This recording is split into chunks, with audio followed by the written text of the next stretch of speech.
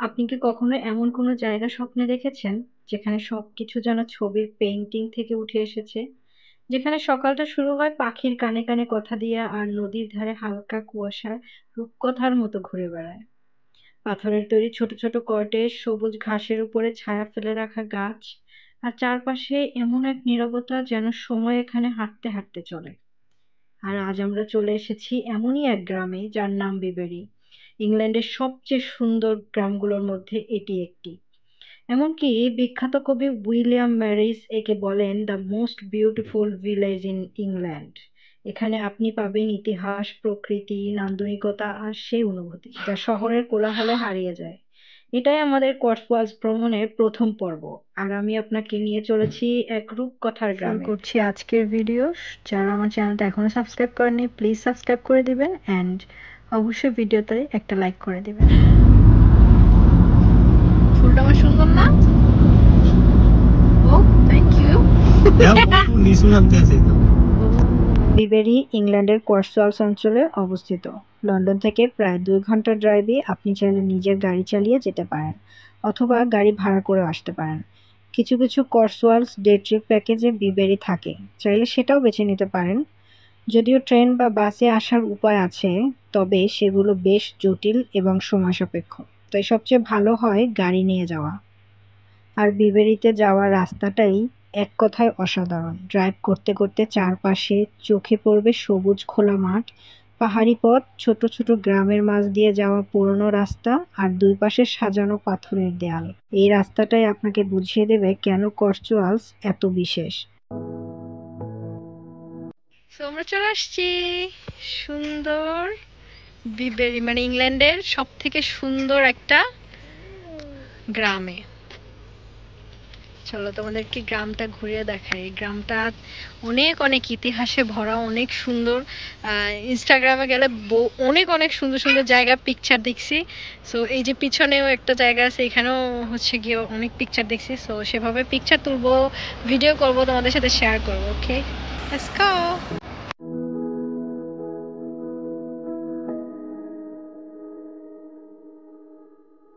বিবেরির সবচেয়ে আইকনিক জায়গা হলো আর্লিংটন রো। আর এই আর্লিংটন রো এর পাশে বয়ে চলেছে ছোট্ট নদী রিভার ক্লন। এটার পানি এতটাই পরিষ্কার যে নিচে পাথরগুলোও দেখা যায়। শীতকালে এখানে মেঘে ঢাকা পরিবেশ, আর গ্রীষ্মে পাখির গান বিবেরির সব ঋতুই আলাদা আলাদা অনুভূতি দেয়। নদীর ওপারে পুরনো পাথরের ব্রিজ, পাশে হাঁটার জন্য পাথরের পথ, যেখানে আপনি ঘন্টার পর ঘন্টা কাটিয়ে দিতে পারবেন কেবল বসে থেকেই।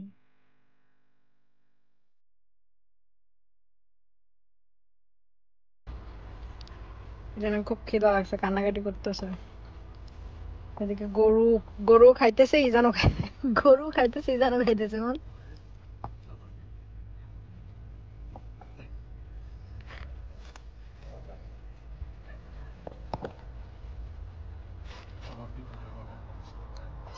আমরা খুব পুরানো একটা বেঞ্চের মধ্যে বসে আছি। বিবেরির সবচেয়ে পরিচিত ও আইকনিক জায়গা হলো আর্লিংটন রো। বাইরে থেকে দেখলে মনে হতে পারে এ যেন কয়েকশো বছরের পুরনো এক পরিকল্পের গ্রাম, কিন্তু এর ইতিহাসও ততটাই সমৃদ্ধ। এই কর্টেজগুলো শুরু হয়েছিল 1380 সালে। তখন এগুলো ছিল এক মঠের গুদামঘর, অর্থাৎ জমা রাখা হতো খাদ্যদ্রব্য। পরে 1700 শতকে এই স্টোন বিল্ডিংগুলো রূপান্তরিত হয় বুনন শিল্পীদের জন্য বসবাসের কটেজ। তখন এই এলাকায় উল বোনা ছিল খুবই গুরুত্বপূর্ণ শিল্প। আজকের দিনে আর্লিংটন রো শুধু বিবেরি নয়, পুরো ইংল্যান্ডে সবচেয়ে বেশি ছবি তোলার স্থানগুলোর একটি। কটেজগুলোর গায়ে লাগানো পাথরের রং কোথাও ধূসর, কোথাও বাদামি। ছাদে জমে থাকা পুরনো সবুজ মোষ যেন সময়কে স্পর্শ করছে, আর জানালার পাশে থাকা ছোট ছোট ফুলের টবগুলো সব মিলিয়ে পুরো একটা ছবির মতো লাগবে আপনার কাছে। এই রোদ ধরে হেঁটে যাওয়ার সময় মনে হবে আপনি কোনো ইংরেজি ফেরি টেলের পাতায় ঢুকে পড়েছেন।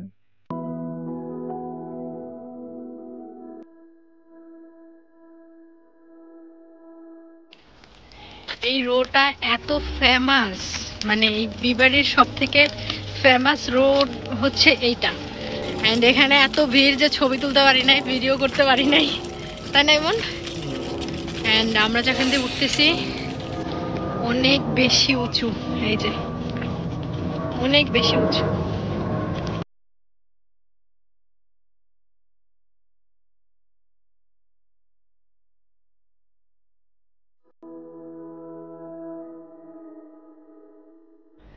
এই হচ্ছে আর্লিংটন লাউঞ্জ। জানি না এটার ভিতরে কি আছে। আর্লিংটন লাউঞ্জ আছে, আই থিঙ্ক সো। অ্যান্ড এই হচ্ছে সেই ন্যারো রোডটা যেটা দিয়ে আমরা উপরে উঠলাম। তো একদম সেই আগের দিনের একটা। এখন আমরা উপরের দিকে যাবো, দেখি এখানে কি আছে।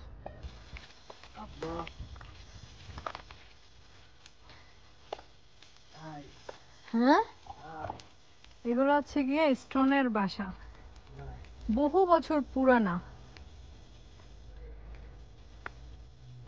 আই থিঙ্ক সুন্দর সুন্দর ফুল। যেমন দেখো এখানে যেন কি হয়েছে, কত জিনিস, কত ফল। কি এগুলা? Apple, apple. দেখছো আপেলে ভরা গাছটা, পাতা খুব কম, আপেলই বেশি।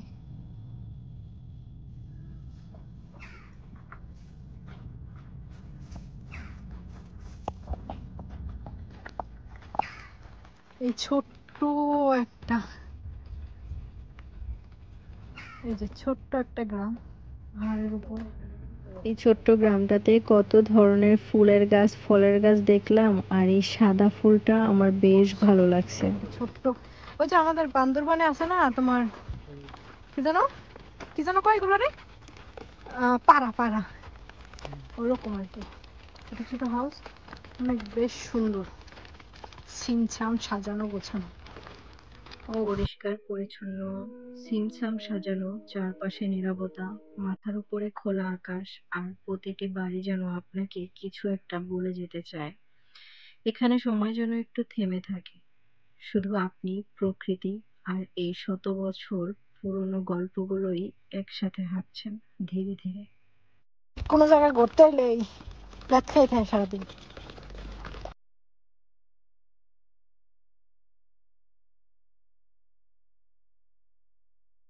রিভার ক্লন, এর পানি এতটাই স্বচ্ছ যে নিচে থাকা পাথর, কাদামাটি, এমনকি মাঝে মাঝে মাছও চোখে পড়ে। নদীর ধার দিয়ে চলে গেছে একটা সরু পাথরের পথ। দুই পাশে সবুজ ঘাস, গায়ে রোদ গড়িয়ে পড়ছে, আর বাতাসে ভেসে আসছে গাছের পাতার মৃদু শব্দ আর দূরে পাখির গান। এমন রাস্তা দিয়ে হেঁটে গেলে মানসিক শান্তি কাজ করে। রিভার ক্লোন কোনো বিশাল নদী নয়, তবে এর শান্ত গতি, পাথুরে ব্রিজের নিচ দিয়ে স্রোতের আওয়াজ, সবকিছু মিলে এক অদ্ভুত শান্তি এনে দেয় মন জুড়ে। আপনি হাঁটতে হাঁটতে একসময় বুঝবেন এখানে কোনো তাড়াহুড়া নেই, সময় থেমে গেছে যেন, আর আপনিও তারই অংশ হয়ে গেছেন। এখানে শুধু পথ নেই, আছে গল্প। প্রতিটা ধাপেই আপনি শুনতে পাবেন যেন প্রকৃতি আপনাকে কিছু বলছে। এর মাঝে আমরা একটু খাবারের ব্রেক দিলাম, যেখানে আমি বাবুকে খাওয়ানো শেষ করে এরপরে আমরা বাসা থেকে ফুচকা, চটপটি নিয়ে গেছিলাম, যেটা দিয়ে এখন আমরা এই সুন্দর পরিবেশের মধ্যে বসে বসে খাবো। বিবেরি ছোট হলেও এখানে দুই একটা চমৎকার খাবারের জায়গা আছে। সবার প্রিয় দ্য সোয়ান হোটেল, যা দেখতে যেমন সুন্দর, খাবার তেমনি ক্লাসিক ইংলিশ। যেহেতু এইসব রেস্টুরেন্ট বা হোটেলগুলোতে হালাল খাবার দেওয়া হয় না, যেহেতু এগুলো ইংলিশ এরিয়া, তাই আমরা চেষ্টা করি এইসব জায়গায় না খাওয়ার জন্য, নিজেরা খাবার নিয়ে যাই।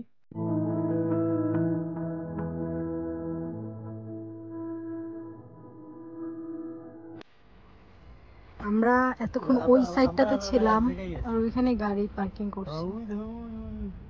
টিকিট দিয়েছে নাকি আবার? আরে না রে ভাই, দেয় নাই।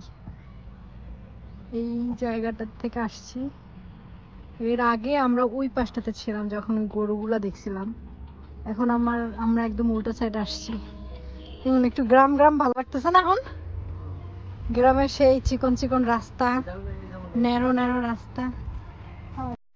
বিবেরি বড় কোনো শহর নয়, এখানে কোনো দৃষ্টিনন্দন হোটেল বা মল নেই, তবে এখানে আছে সময়ের ছন্দ, প্রকৃতির কণ্ঠস্বর আর ইতিহাসের স্পর্শ। আপনি যদি ইংল্যান্ডে ঘুরতে যান, একদিন সময় রাখবেন এই ছোট্ট গ্রামটির জন্য। বিবেরি আপনাকে শিক্ষা দেবে সত্যিকারের সৌন্দর্য কতটা শান্ত হতে পারে। গরুগুলো দেখছো, মানে আমাদের দেশের গরু আর এই দেশের গরু কিন্তু ডিফারেন্ট। আজকের বিবরণীর পর্বটা এই পর্যন্তই শেষ করলাম। নেক্সট ভিডিওতে আপনাদের কর্সওয়ালসের আরও একটা গ্রাম সম্পর্কে জানাবো। ততক্ষণ পর্যন্ত সবাই ভালো থাকবেন, আর অবশ্যই আমার চ্যানেলটাকে সাবস্ক্রাইব করে দিবেন। ভালো থাকবেন, দেখা হচ্ছে আপনাদের সাথে নেক্সট কোনো ভিডিওতে। আল্লাহ হাফেজ।